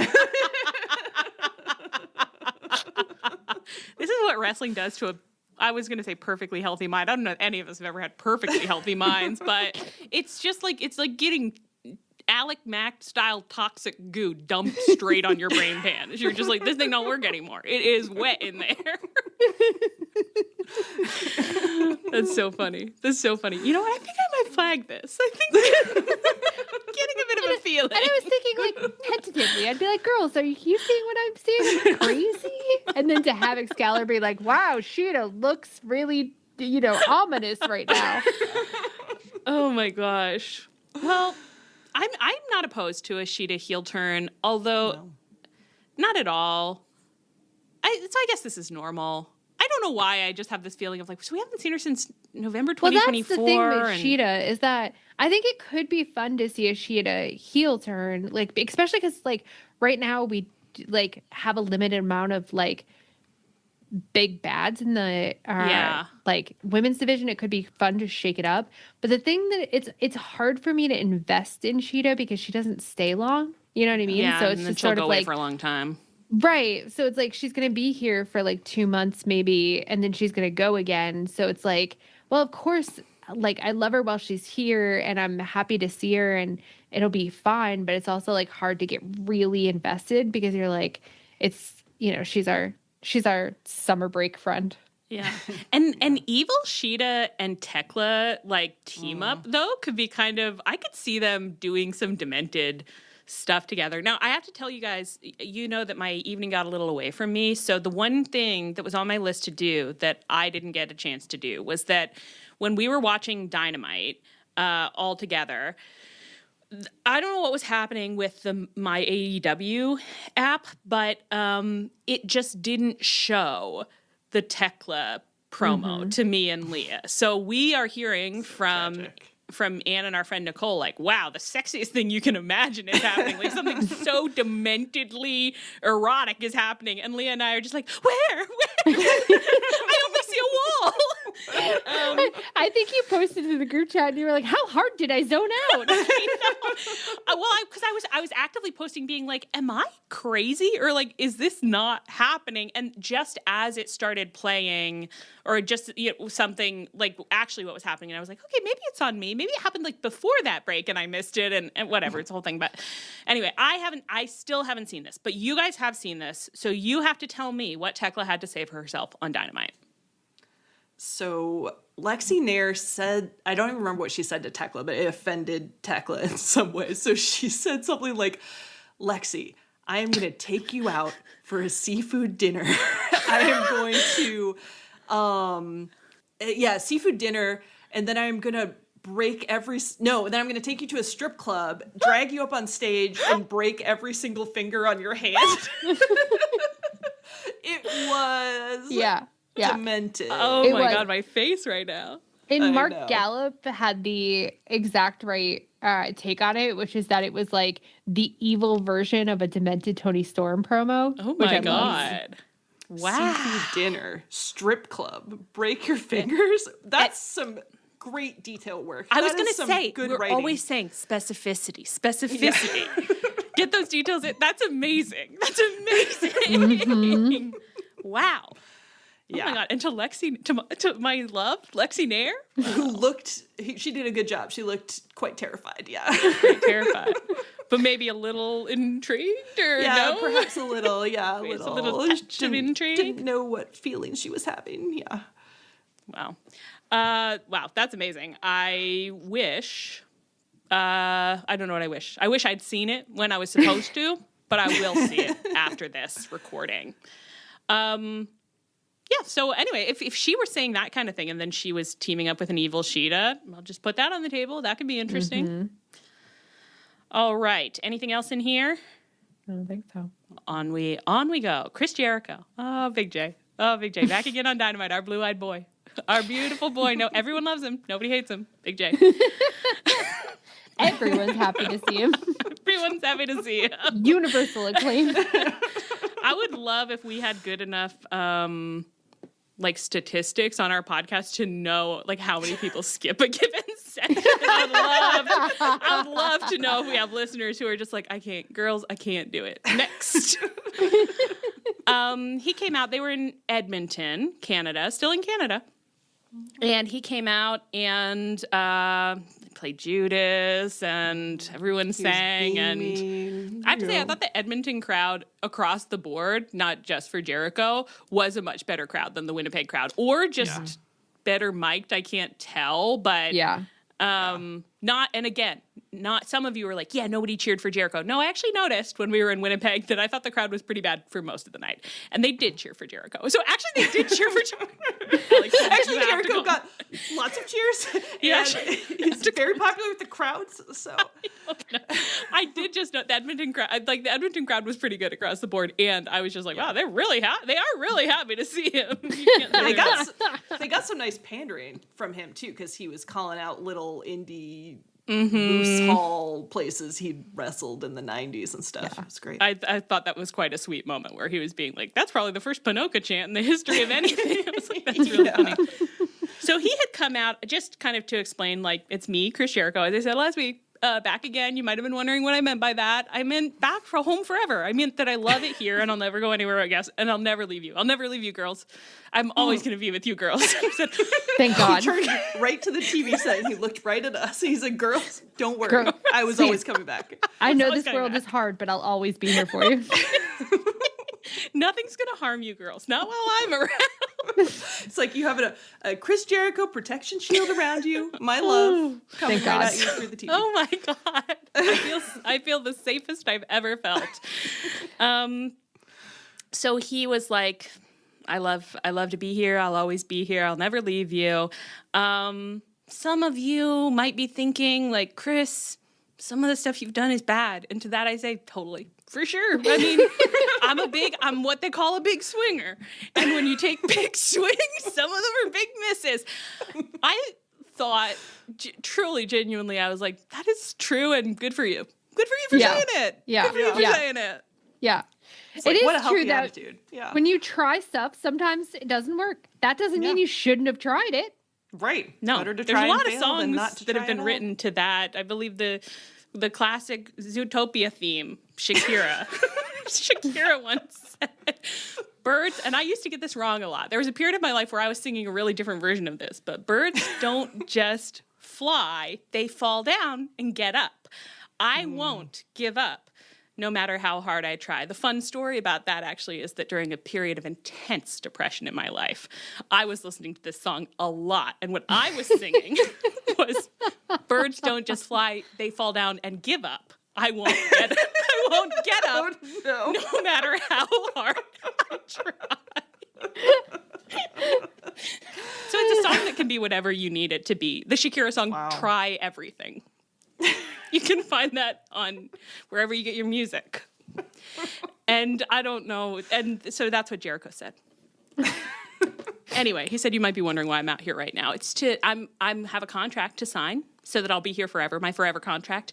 And maybe I'll just go ahead and sign that right now. Does it seem like a good time for me to sign that? And everyone said, yes, Jericho. Your 50-year contract. He said, I will be on this show from beyond the grave. And I said, thank God, finally some ghost representation at this company. And anyway, but then Ricochet's music hits. And Ricochet and the Demand, and he is the Demand. I don't know, whatever. The Demand come out. And Ricochet cuts a little promo on Jericho. What did Ricochet have to say, guys? It was very funny where he just sort of was like, yeah, Chris, like, you keep talking. No one wants you here with your beautiful abs and your like your fun, atmosphere. I'm here now. I don't know if you've noticed me. I'm actually really cool, and you haven't said hi to me yet. It's probably because you're just too handsome. But you should know that I used to have a belt. Do you know that, Chris? I did. So he was just mad that Chris Jericho hadn't flirted with him in catering. It kind of seemed like, the whole thing was pigtail pulling, yeah. Just like, I guess when you're the most beautiful man alive, you don't even have to acknowledge little old Ricochet. It's so funny for in the world's most insulting voice to say compliments. To be like, yeah, what did you do? Get abs from having talent? Like a nerd? That was so fun. I thought Ricochet did a great job because this is all ludicrous, and it's like we're in Toontown here, so it's like he's not being he's being a Toontown heel. You know what I mean? And it's like this was Toontown healing. It was so funny to be like, you and your little band going touring all over the world, and what did that even do? Get you a big set of abs? Just get back on your cruise ship and get out of here. In what world is that an insult? Honestly, you've given Fozzy too much credit. I did like that Jericho also said that that he got his abs because he respects us so much. It's because I love pro wrestling that I got in the best shape of my life. It was so incredibly funny to be like, and some of you might not have noticed my body. Let me give you a minute. Take a look, take a big old gulp of it. I got this body because I love you, and I'll be here forever. Okay. Thank you, I guess. Thank you, Daddy. Oh, our relationship with Chris Jericho is really just a normal thing. It's a little complicated. Yeah. I also especially like the part where he tried to do a Kenny thing where he was like, and like, I'm at a stage in my life where like, I just want to be useful to the backstage. I just want to be here and make a difference. And that doesn't matter if it's on camera or off camera. And I said, lovingly, you are a fucking liar. Liar. The day that you're not thirsting for a camera is the day you die. Right. It's like that's part of the charm. Not to most of you, but to some of us, part of the charm is just being like, oh, he needs it though. He needs to be out here for his health. Everybody else hating him just makes us worse. It's just double down more. It's like, yeah, you know what the great thing about Jericho is? Like, he will never get off camera. It's that he's an attention hog. It's actually but I'm like, you need to manage it. This is where I'm like, it's on you, Tony. And I'm looking right at you through the screen. I'm like, you have to find ways to make him feel the heat of the spotlight without actually giving him 20 minutes of the spotlight on the show. That's your challenge as a booker, Tony. And what is Jericho? Jericho is just, he has needs like anybody, and his need is the heat of the spotlight. What do you want him to do? Yeah. Not crave it, not try to get it, not do anything he can to get it? You have to keep it from him. And arguably, a pro wrestler should want the spotlight. That's kind of like a necessity for the career, unlike some people, Dustin Chuck Taylor, who don't want anyone looking at them ever. It's bad. It's bad when your fave doesn't like to be looked at. Dustin said, the heat of the spotlight is actually agitating my skin, so I have to leave the industry forever.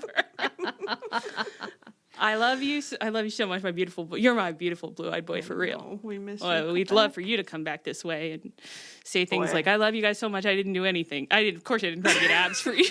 We don't want you to. We don't want you to. We just want you back.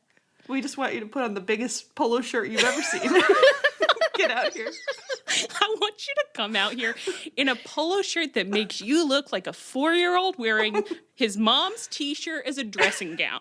That's what I want to see." Steal it from Big Show's locker. Come on. Do it. Yes. Oh my God. I'd be so happy. Wow. Good little, a classic little digression from the girls there. And what's going on? Ricochet's in love with Chris Jericho. He wants Chris Jericho to flirt with him. Chris Jericho is like, do you want to fight me or something? You want to get your hands on these hot abs? Oh, you love these abs. You want to get your hands on? He did this incredibly funny thing where he was waving around this contract and he was like, Ricochet, you seem to be talking. And if I sign this, perhaps I'll make you walk the walk. And Ricochet all of a sudden was like, oh no, how could this happen?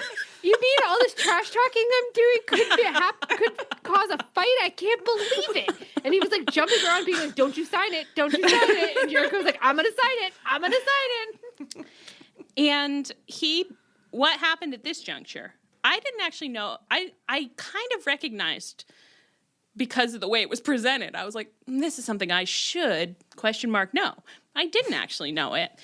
But everyone was so thrilled by it. Chris Jericho said, I haven't done this in about 10 years. So that was a context clue for me. Jericho's always thinking of us. Actually, he's looking into the camera, he's thinking of us, and he's giving us little hints. Yeah. Somebody explained this to us. I knew it because someone explained it to someone us. Did explain was this. It your brother, Anne? No, I feel like it was someone in one of our Discords was telling us about the list. It could have been my brother. I could have been wrong, but I was thinking it was either your brother or Marty. Or Jeff. Oh, or Marty. I was going to say the fact that you guys both seem to have more of know more about this than me is making me wonder if it was a guest on an episode I was not there for. Yeah, that actually would make sense. Yeah. It could have been. Yeah. Well, he says, I haven't done this in about 10 years, so I might be a little rusty. He's going to sign his little contract. He peels off like a sticker or something from the back of his clipboard, which I have to say he was carrying with real camp counselor energy. The second he came out with a clipboard, I was just like, now this is a man who is running a lakeside camp. And it is really weird up there. It is a really weird camp. And he's devoted to it. It's the work of his life to run this camp. I want to be there really, really, really, really badly. I have to be at this camp. They have like bedazzling stations. Mm-hmm. And they're just bedazzling his clothes. Yeah. And like the camp musical every year, for some reason, the director is kind of the lead. With all the 10-year-olds. It really is. He's wet hot American summer. I have to go to Chris Jericho's wet hot American summer camp. No. But anyway, and it says Jericho on the back of the clipboard, and then he says, "You just made my list." And the crowd loves it. Edmonton loves it. They love it. They're all going crazy. They did really seem to like it. And I said, I don't get it, but that's funny. It is funny. I don't get it at all. The end. It sounded like a very funny gimmick when someone explained it to us. It was very, he's just making a list of his enemies, but that's fun. Yeah. Great. So bring it back. Yeah. Yeah. I think Kevin Steen was a big part of this. Kevin Owens. Oh, I've heard of this him. Gimmick. I know him. Somebody's going to be correcting me and being like, you're thinking of something else. But I could swear when Kevin? the man who we love explained this to us. When our beloved man, one of them. When whichever of you whom we love lovingly explained this to us. We've had so many men on this podcast, actually. I just want to shout us out for that with our inclusivity. It's called reaching across the aisle. We grab them, we bring them in here, we say a lot of nonsense to them, we yell at them, we belittle their beliefs, and then we shove them out the door. So as we make them explain things to us, and we make them explain something, and then we go like, "That's so silly. That's stupid." No, we love you guys.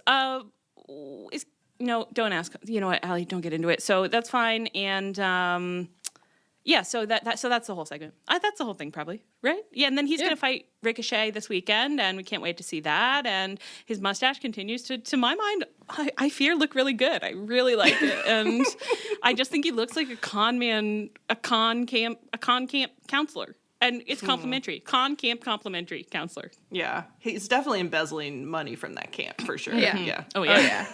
Yeah. But but also it's like the camp has never made any money. So it's like he's embezzling his own money or something. It's like when you look at the books, you're just like, it is a crime, but also it's not? Question mark? Like he tells the everyone victim. He doesn't take a salary, but then he is embezzling the money for a salary. It's like, well, you could have just paid yourself. That's true. He's always being like, I'm in this for the love of the game. And then it's like he's embezzling a salary, and then you look at the salary and you're like, that's all you pay yourself every year. But then also it's like he has the children bedazzling his clothes as a camp activity. So it's like, well, there's a lot of, you're weighing it on both hands. Okay. All right, let's move on. Chris and Christian got an in-ring segment. They entered with their two separate entrances. Pause. Disgusting. What do you think about that? This needs to end. Are they married or not? I just, when you watch, it's like one take a long time to come out and then another take a long time to come out. Regardless of what I think of the entrances, I think like you're not getting any younger. Yeah. Let's go down to City Hall. Like, let's make this official. Like, what do you want to? So you want to end your career and your life never having at AEW? I don't know what they had in the past. Had a beautiful joint entrance with the man you love. I'd love to see Mikey Ruckus like kind of take their two theme songs and just like make a mashup, and just like make them walk out while their Titantrons like fight it out. What if you take their two songs, and I'm sure this would sound really good, what if you take their two songs and incorporate them and also incorporate, like, Here Comes the Bride? And you get them all in there, like Pachelbel's canon, It's like, let's get something that says, like, this is about love. They haven't done that. So how am I supposed to trust that they love each other? I know they love each other. Cope cut... The way that Cope looks at him, obviously. Just the way that Cope looks at him. Cope cut a little promo on why did I say the FTR boys? Okay. Their names are Drip and Dribble, Allie. I just forgot, I guess, on the FDR boys. Put some respect on Drip and Dribble's name. Put a little. No, don't say that. Anyway, so I do think maybe bleep that. I think maybe bleep that. Just don't. It was an accident. It was an accident. Don't do that. Don't let people hear that. Just bleep it. You can leave all of this, but just bleep that. Anyway, so Cope promised that he said that it was like the problem with when we were, what were they called? Rated FTR. I wouldn't come down to you and you wouldn't grow up to me. I said, yeah, I get, maybe so. Yes. You are very tall and they are very short, so yeah. It reminded me of the end of one of my favorite James Wright poems, which is called like To the Muse. And it's not worth getting, because it's like, that's not what he's saying. He's just phrasing something similar. He just is talking about something similar. But it was interesting, I thought. I'm always thinking of James Wright poems when I watch wrestling. What was James Wright, whom I do think was a genius, what was he doing that is resonating with the world of professional wrestling? And then it's like, well, grappling with masculinity, I guess. Yeah. I mean, that's a journal article right there. That's a thesis. That's a thesis. Underlined. Start knocking it out. It's about masculinity. Yes, I'm taking some notes. Cope promised that he and Christian are going to win the tag titles off of FTR at Dynasty. Surely Dynasty. Dynasty, yeah. I wrote Revolution. I didn't even notice that you wrote Revolution. No, neither did I. Yeah. And then Christian hopped on the mic, and he was like, totally, all of that. And also, I fucked your moms. I actually fucked your moms. And Cope on the other side of the ring is just like leaning on the ropes. I think I was just looking at his back, and everything about his back said, oh, God, he can't be saying that kind of thing. It's a little pretty cute, though.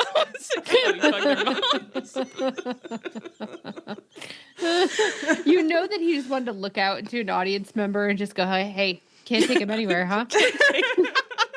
He's like trying to find like a married couple in the audience to be like, you know what it's like. You get it. Sometimes they just embarrass you. My God, what are you going to do? Get rid of them? No, get a joint entrance with them. So then FTR's music hit. FTR nowhere to be seen, but who is to be seen? It's a little tag team whose name I absolutely must finally definitively learn. It's RPG Vice. That's Trent and Rocky. I remember that off the dome, folks.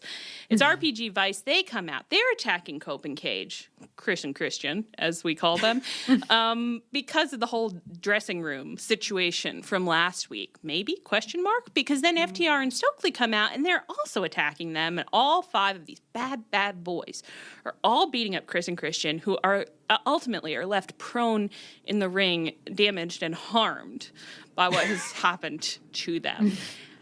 What questions did it raise for you? Do you think that this is a DCF adjacent feud, or Trent and Rocky they snuck out of the basement to go on their own side quest, and Don Callis has no idea where they are right now? It feels potentially meaningful that if any DCF boys were going to be like, we're doing something totally unsanctioned, we keep sneaking away, Don Callis doesn't know about it at all, we're doing our own thing, it would be Trent and Rocky, it feels like. Mm-hmm. I feel like you can just picture like the window of the Don Callis mansion with the sheets tied together, like just waving, like in Trent and Rocky, they climbed right down. Yeah.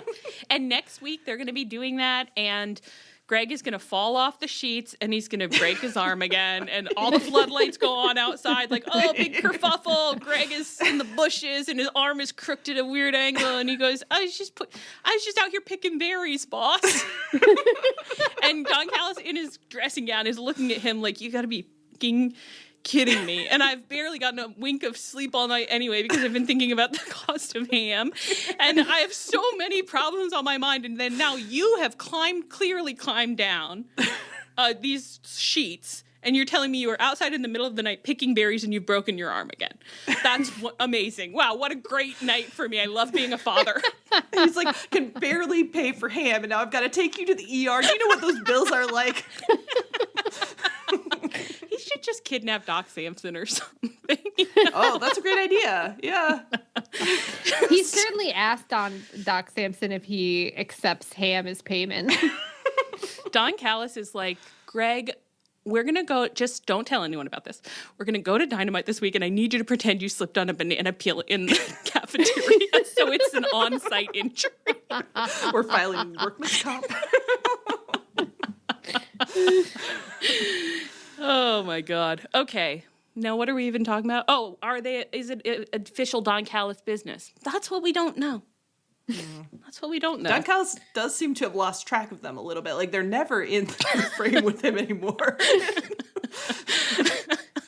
When he brings all his big boys. I don't know. The problem is those boys it's like he tries to do head count, but those boys are moving around so much. He's got to assign them each a number, and it has to be like, your count off. He doesn't know about count off. Chris Jericho, camp counselor, knows about count off. I'll say that. Yeah. I'm imagining like the beginning of Home Alone, where like a neighbor boy has his back to Don Callis, and Don Callis thinks it's Greg, and then like wanders off. Yeah. Okay, here's what I'll say: Don Callis family Home Alone feels like it's already canon to me. I'm like, that's so right. The only question is, who is Macaulay Culkin? Yeah, which of those boys is the most bad boys? Cheese pizza eating. But also is getting bullied by everyone else in the family because of his annoyingness to a degree that, because of the confluence of events, he does manage to get left behind. Yeah. I mean, Trent Rocky could be. Yeah, could be co Macaulay Culkins. I also would like to offer that aesthetically it's not right, but I spiritually think it's right that Okada is Buzz. Oh yeah, for sure. Absolutely. Yes. 100%. Yeah. He's getting up in whoever Macaulay is, he's getting up in his face. Yeah. Well, you guys tell us who you think Macaulay Culkin is in the Don Callis family. And again, it's canon that they do Home Alone. Now that Leah said it, obviously. Like, honestly, like, almost every week someone accidentally gets left. They're just taking turns. Oh, wow. Wow, that's fun. And now I'm also really happy picturing Don Callis standing at like an airport counter being like, you don't understand. My boy is in the basement alone. When they go to Wembley, they're like in London. Christmas. They would be, whoever's left behind would be so happy being like, I have full run of the hams. Like, they're in the ham closet living like kings. You're like, I don't even have to share with my ham buddy. And that's part of why Don Callis wants to get home so quickly. The visual joke is that they're looking at the hams and you're like, wow, they're going to go ham on these hams. And then cut to the next scene, doorbell rings. They've ordered pizzas, but there's ham and pineapple on the pizzas. Ooh, nice. That's nice. Funny. Well, I was just going to say something. That's really funny, Allie. Good work, man. You fucking idiot. There's something else that I was going to say about Home Alone, and I'm going to be so mad that I didn't say it. Well, it'll come to me any moment. Now, what are we talking about? Now, let's get serious. What are we fucking talking about? I guess we'll just get into the rest of the DCF stuff. I think that's enough. That's enough up there. Darby. God, I wish I could remember what I was going to say about Home Alone. I'm so mad. It's my own fault. Okay, Darby cut a little promo on Collision about how he has to beat Andrade because this is the best Andrade has ever been, something like that. But he didn't really get to say that much about it because he got quickly cut off by the arrival on scene of a couple other guys who showed up. Brody and Jungle Boy showed up to give the world's weirdest promo. The energy was insane. I believe I said to you guys that it was as like they were talking about times that they had wrestled Darby before, but the energy was like, I've never seen you before and I'm really uncomfortable. It was extremely funny. They did some back. Brody King, they're just going through everything that Darby's done to them or they've done to Darby. Yeah, JB kept being like, "You set me on fire," except his delivery is like so stiff that it was like, I can't believe your dad is an actor and this is like as good as it gets from you. Honestly, it was so charming to me. Like it was just so it was like watching a middle school play. Yeah. I was about to say the same thing. Like it was, and I'm there with my big video camera turning to people just being like, "That's my child. That's my child." The line. Yes. And he remembered it every time. He knows his line, yeah. And he does the final one in this promo. There was like everyone else is left, and JB just turns to the camera again and goes, "He set me on fire," and it's just like his comic timing. That I'm holding my video camera. What a stinger! He's gonna be on stage. I'm so sorry. I remembered what I was gonna say, and I have to say it, and it's not worth going back to. You know who would be an amazing Home Alone burglar? Who? Kenny Omega. Yeah. Oh, Kenny Omega would kill it in the role of Home Alone burglar. Yeah. Getting his hair set on fire kind of stuff. Kenny is Marv and the Bucks are collectively Joe Pesci. That is really fucking good. That is really fucking good. Like, can you imagine Kenny coming out of the room and being like, "I turned all the faucets on," and Matt's like, "You gotta stop doing that. But we're the wet bandits." That is just BTE. That is just BTE. Fuck. That's so meant to be. I'm so mad that this should be. Let's all get together. Let's all put our heads together and let's film this movie in time for the holidays. We have a whole year. We have a whole year ahead of us. We can do it. We can do it, Tony. Please. Okay. Anyway, back to Darby, though. Okay.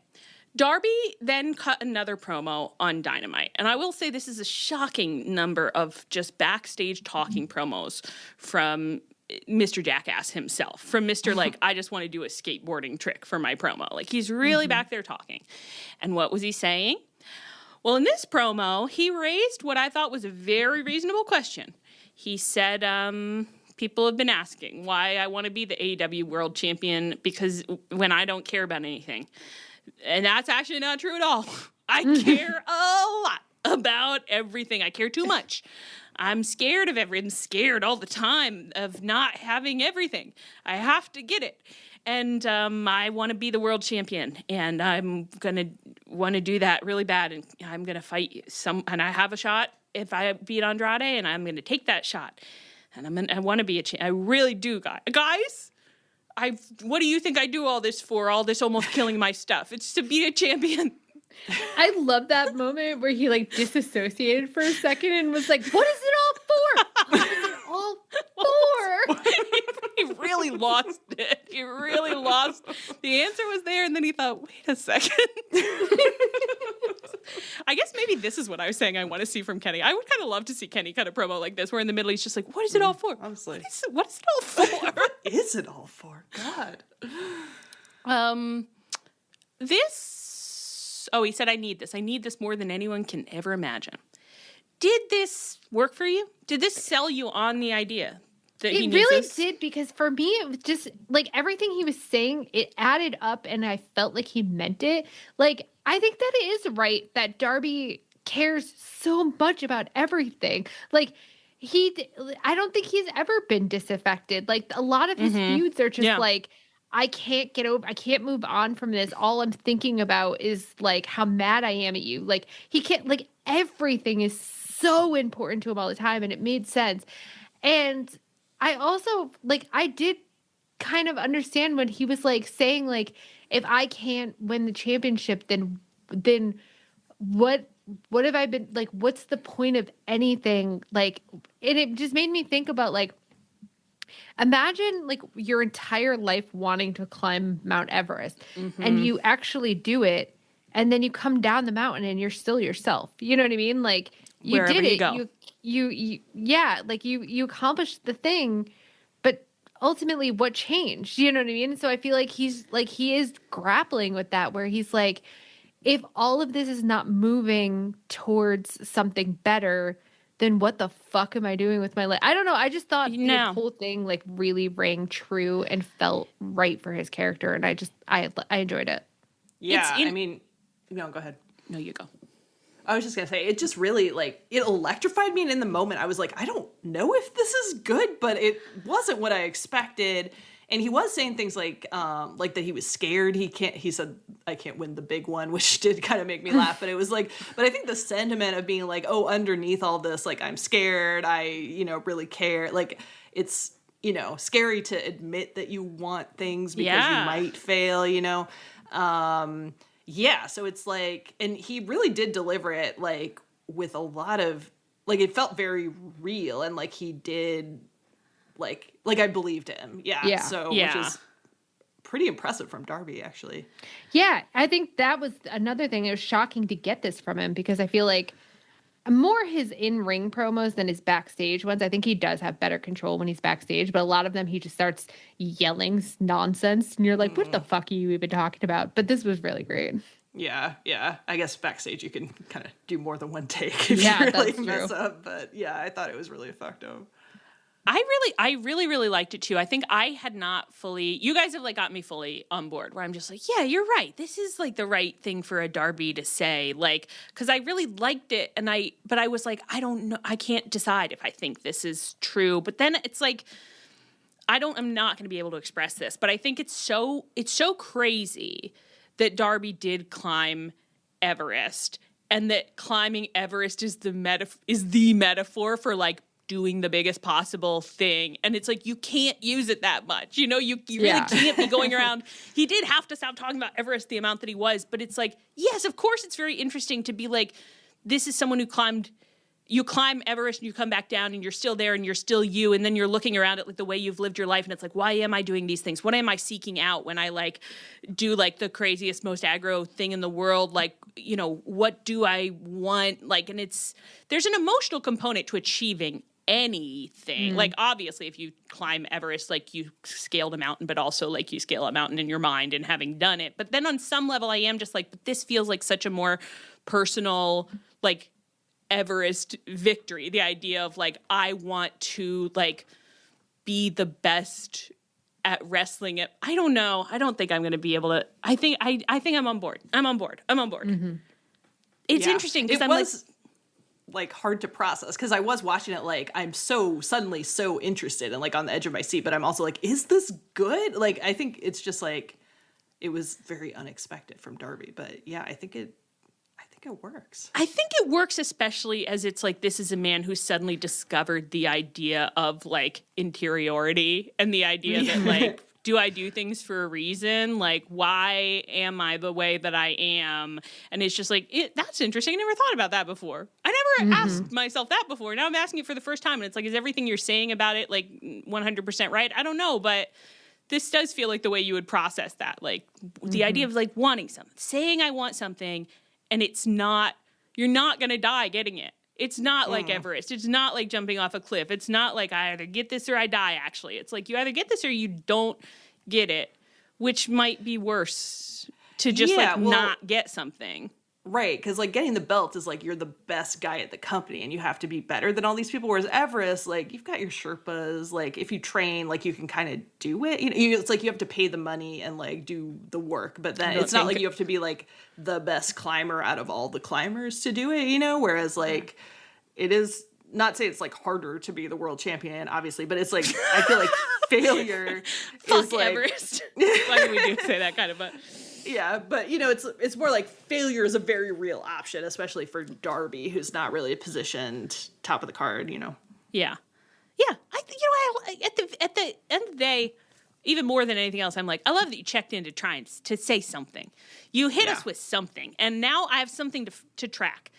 So good. So then he and Jack Perry and Bandito, actually, because Brody was absent from Dynamite for personal reasons, they did go on to fight Andrade Takeshita and Mark Davis on Dynamite. And what I'll say is that good luck to us as I tried to lay out the stuff that's happening in the DCF in a way that made sense. And do I know if I did it? No. Well, none of us will know until this is over. So let's find out together and let's be generous and kind with each other as we do. Okay? So take a step back from this. there's some DCF drama that's looming over all of this. It's informing many things right now.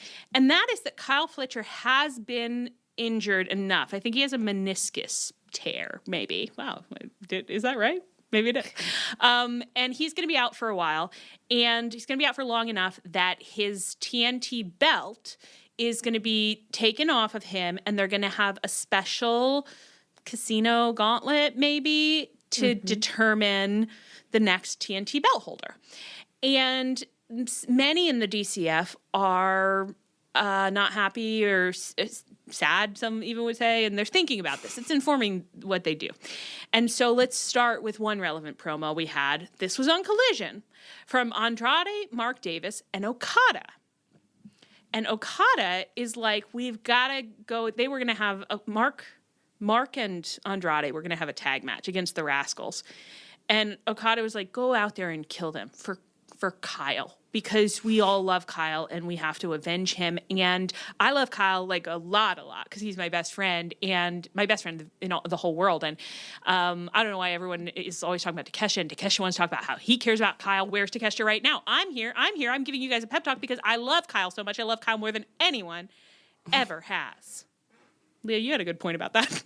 The comedy of Okada going on that rant to Mark Davis, who is Kyle Fletcher's first love. Yeah, his like, first husband. It's like, that's really tactless. Like, Yeah. yes, yes, they've seemed to have like moved past it or whatever, but I'm like, Mark Davis took Kyle Fletcher's virginity, and you're just throwing this in his face. And Mark Davis and Kyle Fletcher's relationship, to me, is kind of like they gave each other promise rings. They said we're going to love each other forever, and then they are broken up, but they didn't break up. Like, it's just like they grew apart. You know what I mean? Like, where it's like, I feel like Mark Davis is looking back on that and being like, I don't know when the moment happened that suddenly, like, he wasn't the first person I talked to in the morning anymore. And then one day I didn't talk to him all day. And then one day I never talked to him again. Except we are in the same faction. You know what I mean? Just one day we were eating ham together, and the next day he was tearing off chunks with Okada. I said there ain't no ham when he's gone, but then he was gone, and there still have to be ham. There was still ham every day. Siri, play the music from next door. So that's thing one. There will be ham. There will be. Okay.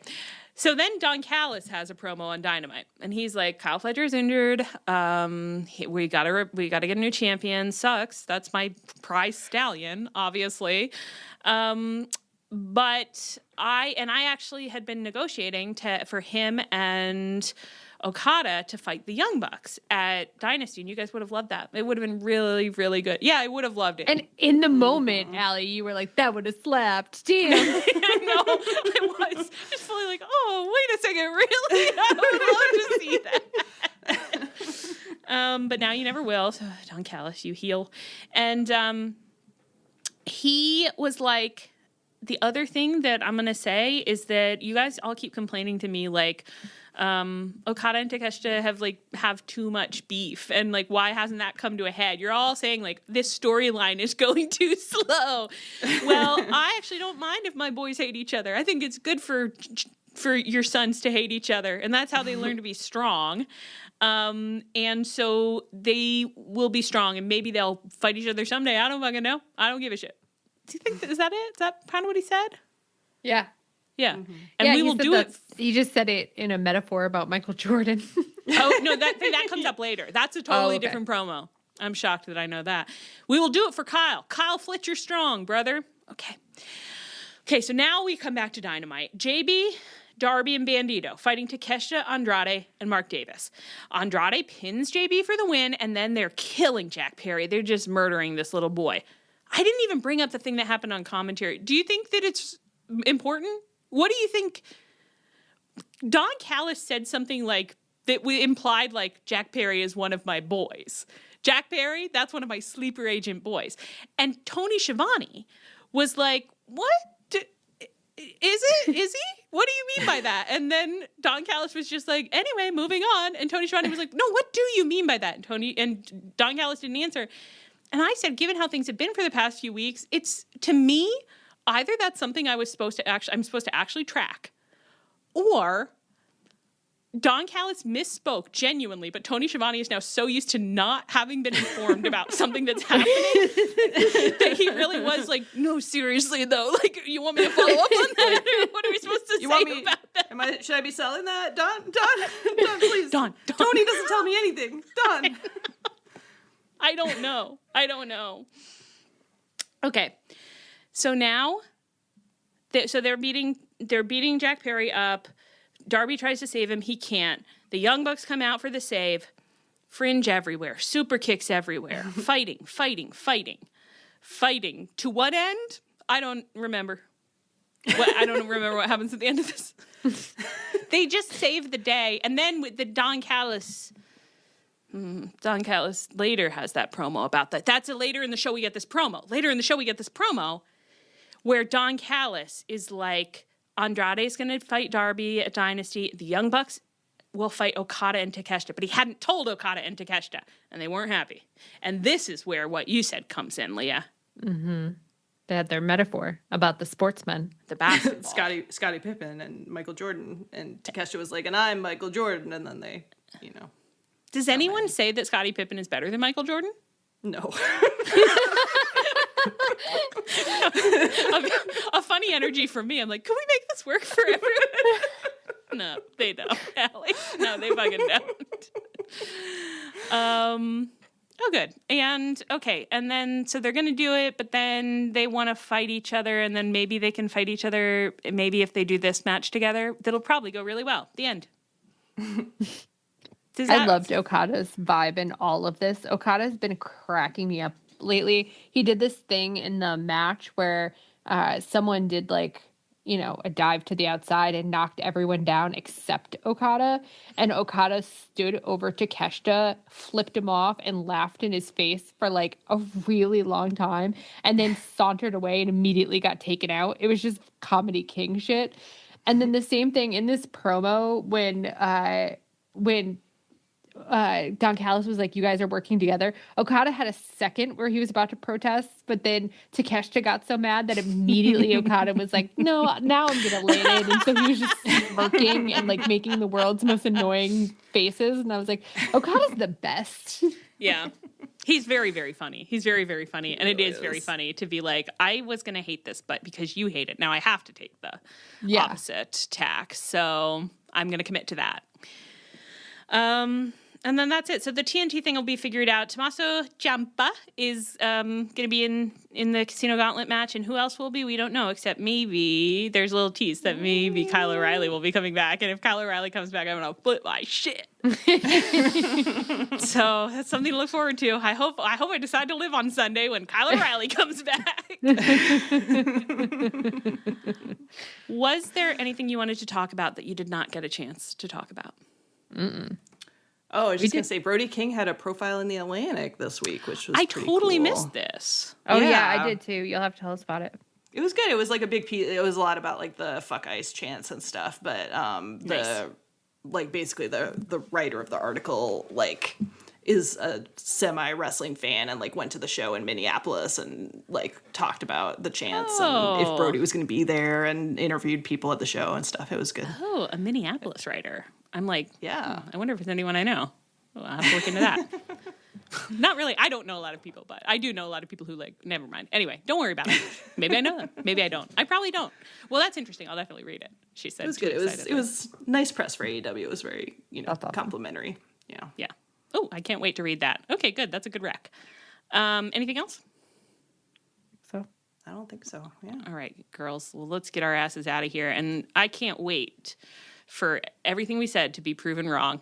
Mere hours after this episode comes out on Sunday. On that note, I have been Allie. I've been Ann. And I've been Leah. This is Tunnel Talk. Our theme is by Chris Corkin. You can find us on Twitter, Tumblr, Twitch, and Blue Sky at Tunnel Talk Pod via email, tunneltalkpod@gmail.com. You can find us on our feed, on the Social Suplex Network feed, where you can check out all the other great podcasts on the network. And you can find us on the Social Suplex Network Discord.